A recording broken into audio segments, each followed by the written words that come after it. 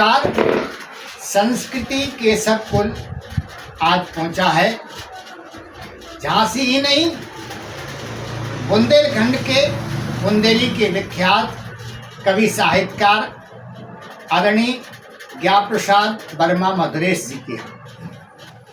आप बुंदेली माटी से जुड़े हुए अच्छे कवि हैं, अच्छे साहित्यकार हैं। इनके प्रारंभिक जीवन की चर्चा इनसे पूछते हैं। आदरणीय मधुरेश जी नमस्कार। नमस्कार, प्रणाम।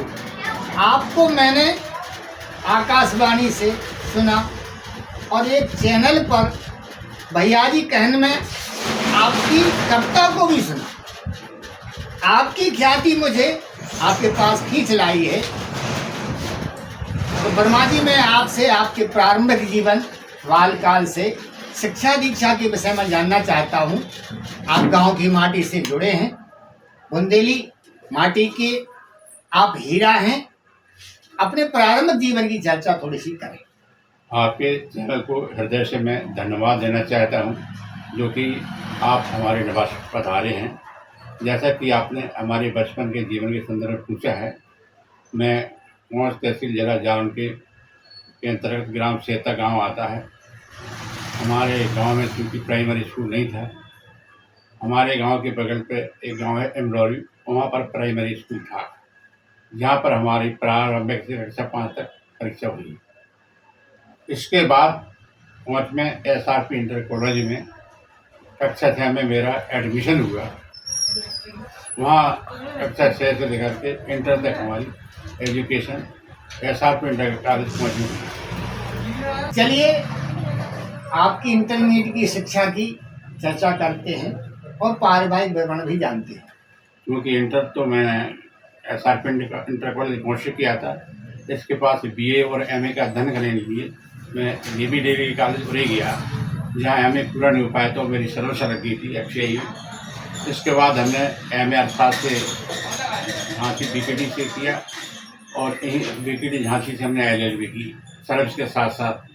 इसके बाद में FCI में नौकरी करते। जहाँ तक परिवार के बारे में अपने पूछा, मेरी पत्नी भी ग्रामीण परिवेश से थी और क्योंकि किसान ही हमारे परिवार में होती थी, किसानी में हमारी पत्नी भी बहुत परिपक्व थी। गाय भैंस चारा इसमें सब व्यस्त थी। इसके बाद भी उसने हमें बहुत साथ दिया हमारे बाल बच्चों के बढ़ाने में, पालने पोषण में, और हमको काव्य क्षेत्र में पहुँचने के लिए, क्योंकि उसने कभी मना नहीं किया, उसका बड़ा सहयोग रहा।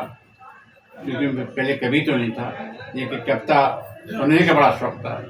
तो हमारे कोच में अधिकतर इंटर कॉलेज में मुशायरा वगैरह का विषय सम्मेलन हुआ करते थे, तो उनको हम जरूर देखने जाते थे। वहीं से हमारी काव्य क्षेत्र की ओर झुका हुआ।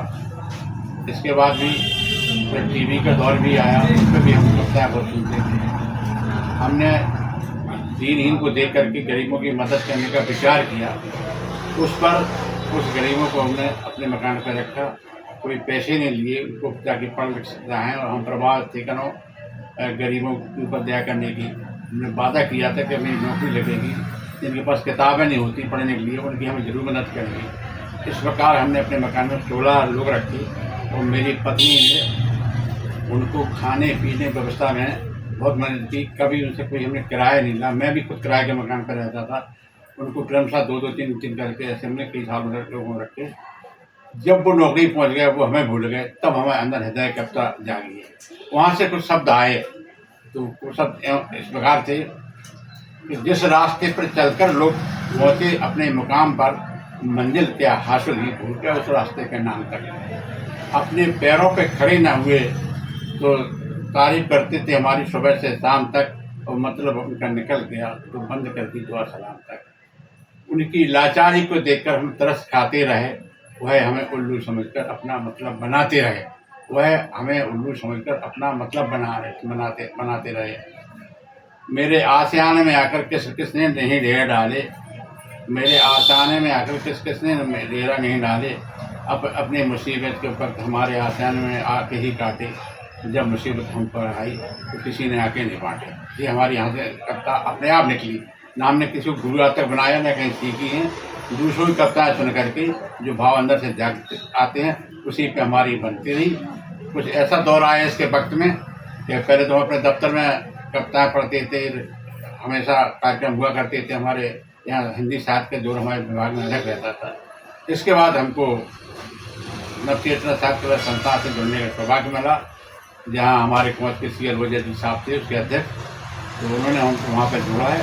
वहाँ पर जोड़ा है तो निरंतर हम आगे बढ़ते रहे और झांसी के निर्माण तमाम मनीषी काव्य मनीषियों के साथ मिला, उनके साथ रह करके उनका अनुभव मैंने बटोरा और आज भगवान की कृपा से काव्य क्षेत्र में आगे बढ़ा हूँ और अपने आप भी कविता बना लेता हूँ। इसलिए मैं अपने में मिट्टी नहीं बनना चाहते, लेकिन जो वरिष्ठ काव्य मनीषी है वो हमको आशु कवि कहते हैं। ये हमारी कविता की प्रारंभ है। आदरणीय मधुरेश जी को झांसी ही नहीं, प्रदेश की और केंद्र की अनेक संस्थाओं ने सम्मान किया है। बहुत से सम्मान आपको प्राप्त हैं, लेकिन मैं जो चाहता हूँ वह सम्मान इनको नहीं मिला है। चलिए सम्मान की चर्चा करते हैं। आदरणीय मधुरेश जी, आप सम्मान के समय बताएं, आपको कौन कौन से सम्मान प्राप्त हुए? झांसी शहर में तमाम कार्यक्रमों में शामिल होता है, अनेक सम्मान मिले। सृजन समीक्षा मंच से दोहा लेखन में मुझे 66 सम्मान मिल चुके हैं और मुक्तक मंजरी मंच से मुझे गज़ल लिखने में 5 सम्मान मिल चुके हैं और क्या नाम को एक सम्मान 2002 में ऐसा मिला था जिस पे आदमी अपने आप को डॉक्टर भी लिखते हैं। अंतर्राष्ट्रीय साहित्यकार तालकटोरा स्टेडियम वर्ष 2002 में कार्यक्रम दिल्ली में हुआ था, जहाँ दिल्ली के मुख्यमंत्री शीला दीक्षित जी वहाँ पर सम्मान बांटने आई थी। उस समय मुझे सम्मान मिला था अम्बेडकर फेलोशिप। इस पे कई लोग डॉक्टर भी लेते हैं, लेकिन हम डॉक्टर लिखने के लिए PhD का आधार ही मानते हैं, इसलिए हम उसको नहीं लेते हैं। ये हमको बहुत बड़ा सम्मान मिला था। आदरणीय मधुरेश जी, आपका काव्य जगत में मधुरेश नाम है। आपकी कविता में मधुर रस है और आपका व्यवहार भी बहुत मधुर रहा है। आपने दीन दुखियों की मदद की।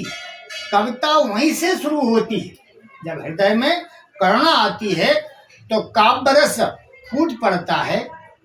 आपने सर्विस में रह करके कई लोगों का साथ दिया। आपके सहयोगी कर्मचारी आपकी बड़ी प्रशंसा करते हैं। आपका नाम मधुरेश इसीलिए हुआ है। आपकी सेवा काल के विषय में, नौकरी के विषय में जानना चाहेंगे।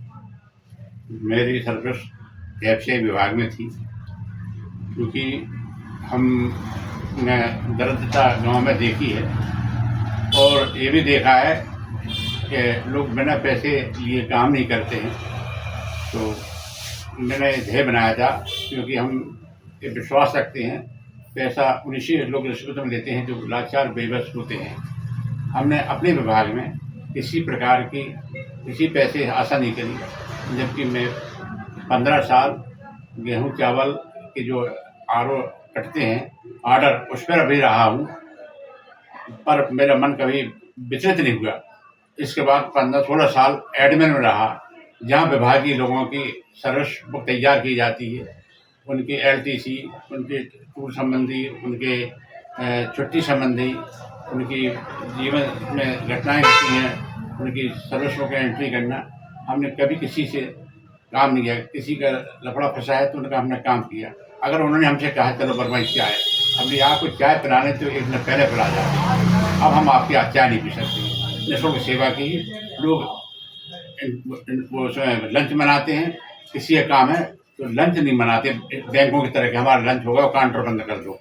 उस दिन हम लंच में भी काम करते हैं, फिर भले चाहे हमें 4 बजे पीने जाएं, हमने अब लंच का लाभ नहीं उठाया कभी।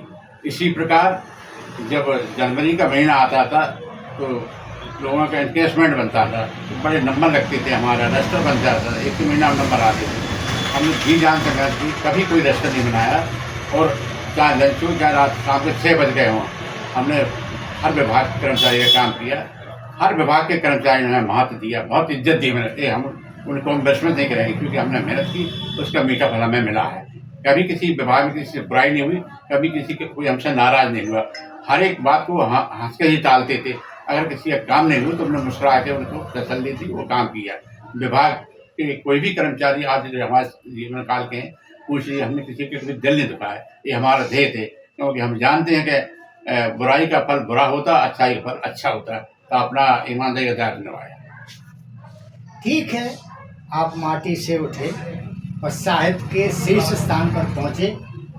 बुंदेलखंड में आकाशवाणी छतरपुर है और छतरपुर से अनेक बार आपकी रचनाओं का प्रसारण होता रहा है।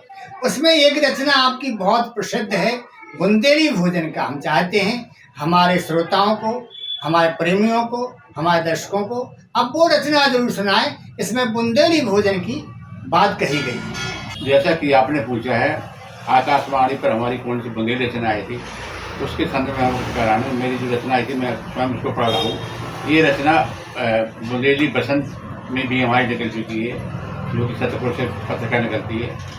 नौनो हतो बुंदेली भोजन कैसे आज बतावें, नौनो हतो बुंदेली भोजन कैसे आज बतावें। देसी चना चबैना छोड़े अब अन्य विदेशी खावें। अरे बहुत नौनी लगत हती वो मंगन की डुबरी, उदई बाजरा जुड़ई तुली खा गए तरिया भरी, भैया खा गए तरिया भरी। हारन चनन को होरा, हारन गए चनन को होरा, झमके खूब चबाओ। ओ बगरो मठा चटनी संग में नौनो स्वाद बनाओ, भैया नौनो स्वाद बनाओ। जुड़ई की बेटोर भुंटियाँ सबने भूंज चबाई, ओ बेल जुड़ई के बेकोनी गुर संग में खाई, भैया गुर के संग में खाई। ओ बनत हती बुंदेली लपसी, नौन मुर्च गुर डारी। अरे बनत हती बुंदेली लपसी, नौन मिर्च गुर डारी। ओ भाई मैं रोटी मेड़ मेड़ के खातन लगतई प्यारी, भैया खातन लगतई प्यारी। और चावर डार मठा को गोरस, चावर डार मठा को गोरस, बड़े चाव से खावें। ओ लुचई मीर सन्नाटे में अनगिनती सटकावें, भैया अनगिनती सटकावें। और कबहू फरा तो कबहू बरा, घी शक्कर में साने।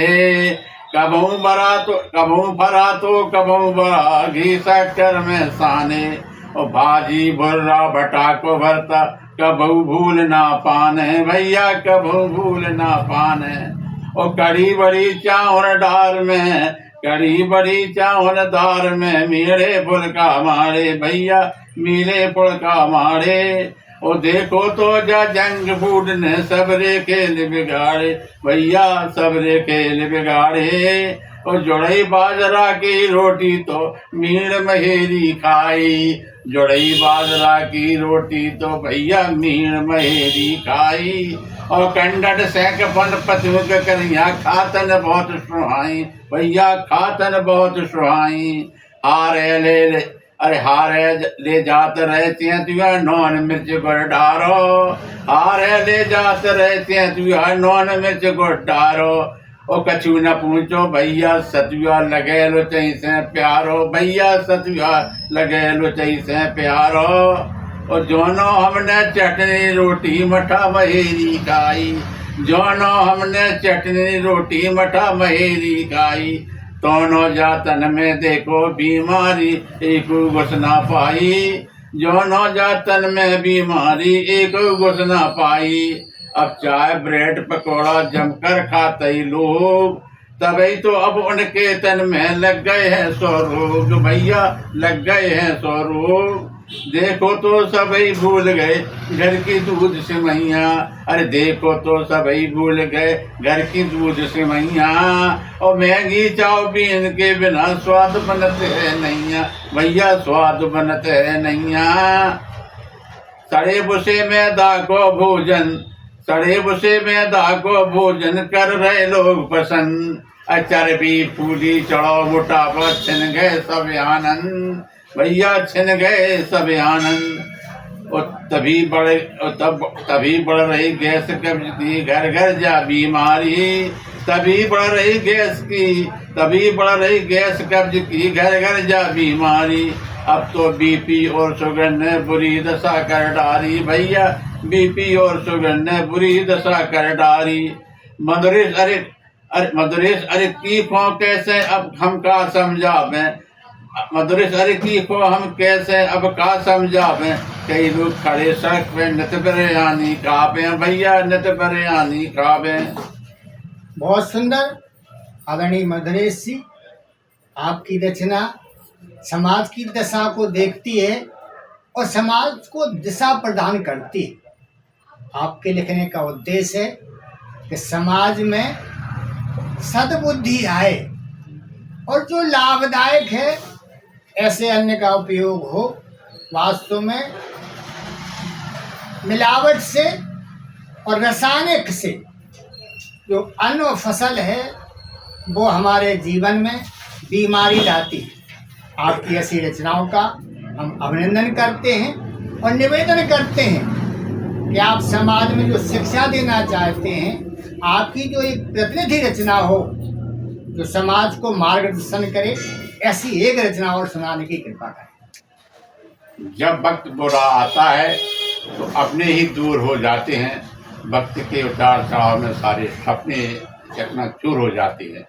उंगली पकड़कर कल तक जिनको चलना सिखाया था, आज उनके ही सामने झुकने को मजबूर हो जाते हैं। आज उनके ही सामने झुकने को मजबूर हो जाते हैं। अपने ही अपनों से अब तो कटने लगे और जरा जरा सी बात में परिवार बंटने लगे, जरा जरा सी बात में परिवार बंटने लगे। सद्भावना तो अब अपनों में दूर दूर तक नजर आती नहीं, तभी तो एक खून के रिश्ते खटकने लगे, तभी तो एक खून के रिश्ते खटकने लगे। करें भरोसा किस पर, अपने ही अपनों को सताने लगे, नफा नुकसान पर गौर करते नहीं, गैरों के बहकाने में आने लगे। नफा नुकसान पर गौर करते नहीं, गैरों के बहकाने में आने लगे। था नसीहत का दौर, वह तो अब खत्म हो गया, तभी तो आज बेटे भी बाप को आंखें दिखाने लगे, तभी तो बेटे भी बाप को आंखें दिखाने लगे। अब पता ही नहीं चलता कि भाई का दुश्मन बन जाता है भाई। देखो इन खून के रिश्तों में जब कैसी सामत आई, कितने अरमाओं के साथ जिस माँ ने अपने बेटों को पाला था, आज उन्हीं बेटों ने माँ की ममता में खोट लगाई। आज उन्हीं बेटों ने माँ की ममता में खोट लगाई। कहते हैं माँ से मेरे बच्चों को कम खिलाती है, उनके बच्चों को ज़्यादा खिलाती है। माँ की ममता में खोट लगाई। अब तो घर से ज़्यादा बेटों को ससुराल वाले लगते हैं प्यारे। अब तो घर से ज़्यादा बेटों को ससुराल वाले लगते हैं प्यारे, और उनके बहकावे में बेटा झट हो जाते हैं न्यारे। बेटा भी करें तो क्या करें, उनकी भी तो मजबूरी है। ससुराल से मिली कार के बोझ से दबे हैं बेचारे, ससुराल से मिली कार के बोझ से दबे हैं बेचारे। बहुत सुंदर। आप वास्तव में समाज की जो हकीकत है उस कड़वी बात को व्यक्त करते हैं। आप अनेक संस्थाओं के पदाधिकारी हैं, आपको अनेक संस्थाओं ने सम्मानित किया है। सृजन समीक्षा एक पटल है, उस पर आप अनेक बार प्रथम स्थान पर रहे हैं। आपको सुनने से हमारा और हमारे दर्शकों का मन नहीं भरता, इसलिए आपसे निवेदन करते हैं कि आप अपनी एक मन पसंद रचना हमारे श्रोताओं को, हमारे दर्शकों को जरूर सुनाएं। काल के जाल में बुरा फंसा है आदमी, तो उलझन के दलदल में गहरा धंसा है आदमी। काल के जाल में बुरा फंसा है आदमी, उलझन के दलदल में गहरा धंसा है आदमी। रोना ही रोना लिखा है जिंदगी की हर मोड़ पर, ऐसा वक्त बहुत कम मिला जब खुलकर हंसा है आदमी। अब तो बड़ा बदलाव आ गया देखिए इस जमाने में। अब तो लोग कतराने लगे मंदिर मस्जिद जाने में। पूजा इबादत की कहो इनसे बात तो कहते वक्त नहीं, किंतु इनके कदम लड़खाते पहुंच जाते हैं जरूर मैं खाने में। किंतु इनके कदम लड़खाते जरूर पहुंच जाते हैं मैं खाने में। हर गांव हर शहर में खाना नजर आने लगे। मधोसी के दौर में जाम से जाम टकराने लगे। जनसाए दांतों का अब वो आलम हो गया। इनमें शरीफ होने में शरीफ लोग कतराने लगे। इनमें शरीफ होने में शरीफ लोग कतराने लगे। इनमें शरीफ होने में शरीफ लोग कतराने लगे। शोहरत जिन्हें मिली है वो शरीफों को सताने लगे, और दौलत जिन्हें मिली है वो गरीबों को दबाने लगे। दौलत और शोहरत जिनको मिली है वो सरेआम मानवता को मिटाने लगे। वो सरेआम मानवता को मिटाने लगे। दबंगों की दबंगी से दब गया है लोकतंत्र। दहशत के साए में जनता कैसे रहे स्वतंत्र, जनता कैसे रहे स्वतंत्र। रक्षक ही भक्षक बन तोड़ रहे कानून, रक्षक ही भक्षक बन तोड़ रहे कानून। आतंकी और माफिया पीरे जनता का खून, आतंकी और माफिया पीरे जनता को कीन। शिकवा शिकायत कहाँ करे, जनता है लाचार। शिकवा शकत कहाँ करें, जनता है लाचार। कुर्सी बचाने में देखिए आज भूली है सरकार, कुर्सी बचाने में देखिए आज भूली है सरकार। नैतिकता नदारत भाई और बेईमानी के ठाठ, नैतिकता नदारत भाई और बेईमानी के ठाठ। और डबल बेड के सामने आज लजा रही है कार, डबल बेड के सामने आज लजा रही है कार। बहुत सुंदर। आप को हम बार बार साधुवाद धन्यवाद देते हैं, आपका आभार व्यक्त करते हैं। संस्कृति केशव कुल के माध्यम से आप समाज को क्या संदेश देना चाहते हैं? आप आंसू कवि हैं, आपके प्रशंसक, आपके फैनों का ये कहना है कि आदरणीय मधुरेश जब खड़े हो जाते हैं तो बिना लिखे धारा प्रवाह बोलते हैं, उनके मुख से कविता सरिता प्रभावित होती है। मैं एक बार और चाहता हूं कि आप एक रचना हमारे माध्यम से समाज को दें, आदरणीय मधुरेश जी। क्योंकि एक मौके पढ़ना जा रहा हूँ। पहले तो बाप की हर डांट में नसीहत होती है, बाप की हर डांट में नसीहत होती है। बेलगाम संतान बहुत कुछ होती है, बेलगाम संतान बहुत कुछ होती है। बाप के रहते घर समझ न सके ऐसी औलाद तो जिंदगी भर होती है, ऐसी औलाद तो जिंदगी भर होती, ऐसी औलाद तो जिंदगी भर होती है, ऐसी औलाद तो जिंदगी भर होती है। क्योंकि सृजन समीक्षा मंच की बात आपने उठाई है तो उस पर एक विषय मिला था हमें, जहर हवाओं में घुला। तो मैंने 5 दोहे लिखे थे, सुनिए साहब। जहर हवाओं में घुला लगती नहीं लगाम, जहर हवाओं में घुला लगती नहीं लगाम। जला पराली सब रहे छाई धुंध तमाम, जला पराली सब रहे छाई धुंध तमाम। जहर हवाओं में घुला जीना हुआ हराम, जहर हवाओं में घुला जीना हुआ हराम। उलझन ऐसी बढ़ गई हुए लोग नाकाम, हुए लोग नाकाम। लोग फेंकते गंदगी बदबू भारी दे और बात मानते हैं नहीं, कितना करो सचेत, बात मानते हैं नहीं, कितना करो सचेत। तरह तरह के देखिए फैल रहे हैं रोग और बड़ी बेबसी सामने कष्ट भोगते लोग, बड़ी बेबसी सामने कष्ट भोगते लोग। दुखदाई यह बात है सारे विफल प्रयास, दुखदाई ये बात है सारे विफल प्रयास। और जहर भरी चलती हवा कैसे लेवे सांस, जहर भरी चलती हवा कैसे लेवे सांस। अपनी कविता के द्वारा इसे पराली या नशाबंदी पर अनेक बार अपनी कलम चलाते रहे हैं। आज हमारे साथ थे झांसी निवासी बुंदेलखंड के मशहूर बुंदेली कवि आदरणीय ज्ञा प्रसाद मधुरेश जी। मैं आशा करता हूं कि आप इसी प्रकार अपनी रचनाओं के द्वारा समाज का मार्गदर्शन करते रहें। आपको बहुत बहुत धन्यवाद। स्वागत है, स्वागत है। दिल पर चोट लगती है जो बन जाते हैं घाव, कविता को समझ शब्द कह रहा हूँ। दिल पर चोट लगती है तो बन जाते हैं घाव, उन घाव को कुदेरने से उठते मन में भाव। ये भाव ईद है जो बहा देते बहुत सी भावनाएं, और भावनाओं के सहयोग से बन जाती हैं कुछ रचनाएं। रचना अंतापन को गुदगुदाती है, वो कुछ न कुछ कहने को अकड़ाती है। तब कवि के जवान से हर तरह की बात जवाब पर आती है, और जाने अनजाने में कवि की कविता सब कुछ कह जाती है। साथियों, आज हमारे साथ थे आदरणीय ज्ञा प्रसाद वर्मा मधुरेश। इनका व्यवहार ही नहीं, इनकी रचनाएं मधुर हैं और ये मधुरेश नाम से विख्यात हैं। अगले एपिसोड में आपको पुनः एक साहित्यकार से रूबरू कराएंगे, साक्षात लेंगे। तब तक के लिए आप सभी को धन्यवाद, नमस्कार।